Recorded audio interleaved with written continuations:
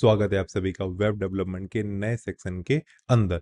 तो इस सेक्शन के अंदर हम बात करने वाले हैं लैब के बारे में कि आप लैब को अपने सिस्टम के अंदर कैसे लॉन्च कर सकते हैं और उसके ऊपर कैसे काम कर सकते हैं।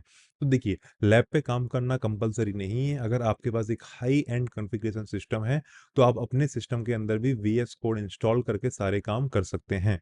लेकिन ऐसा अगर नहीं है, तो आप हमारी पीडब्ल्यू स्किल्स की लैब यूज़ कीजिए और आपको सिर्फ एक ही चीज़ की ज़रूरत है अपने सिस्टम के अंदर, जो कि है गूगल क्रोम। मेक श्योर करें आपके पास एक लैपटॉप हो और गूगल क्रोम हो and you are good to go. जैसे ही आप गूगल क्रोम के अंदर आ जाते हैं, लिखिए pwskills.com। यहाँ पे आते ही क्लिक कीजिए पीडब्ल्यू स्किल्स की लैब के ऊपर। क्लिक करने से पहले मेक श्योर कीजिए कि आप पीडब्ल्यू स्किल्स के अंदर लॉगिन हैं। अगर आप लॉगिन नहीं रहेंगे और आपका मोबाइल नंबर वेरीफाइड नहीं रहेगा, तो ये काम करने वाला नहीं है। मेक श्योर करें आपका मोबाइल नंबर और ईमेल आईडी दोनों ही प्रॉपरली वेरीफाइड हो। जैसे ही हो, आप क्लिक कीजिए लैब के ऊपर, फिर यहाँ पे कीजिए स्टार्ट योर लैब।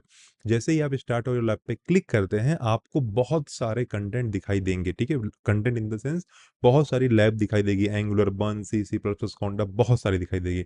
लेकिन आपको इनमें से आधों की जरूरत नहीं है। आपको सीधा क्लिक कर देना है वेब डेवलपमेंट के ऊपर। जैसे ही आप वेब डेवलपमेंट के ऊपर क्लिक कर देते हैं, आपके लिए जो बहुत ज़्यादा इंपॉर्टेंट लैब होने वाली है, वो होगी HTML की, Node.js की, MongoDB की और MySQL की, और कुछ केसेस में एक्सप्रेस की भी। तो ये सारी लैब आपके लिए बहुत इंपॉर्टेंट है।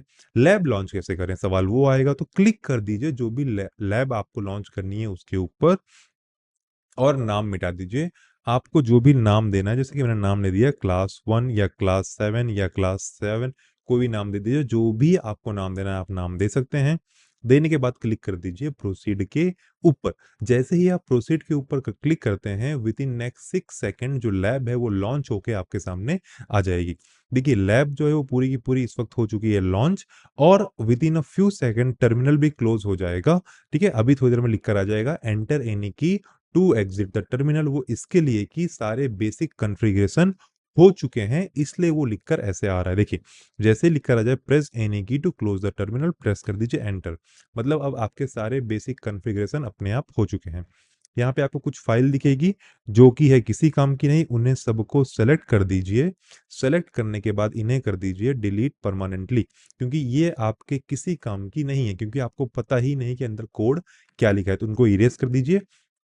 और फिर हम जिस तरह आगे बढ़ेंगे, हम आपको सिखाएंगे कि लैब को रन कैसे करना है और एग्जीक्यूट कैसे करके आप अपना आउटपुट देख सकते हैं। सेम तरह हमें होगी लैब लॉन्च होगी नोड जेएस की, सेम ही तरह लैब लॉन्च होगी मोंगो एक्सप्रेस की। सभी चीज़ों की लैब इसी तरह लॉन्च होने वाली है। For example node JS, click कीजिए, नाम लिख दीजिए नोड जेएस क्लास 1 और मार दीजिए प्रोसीड।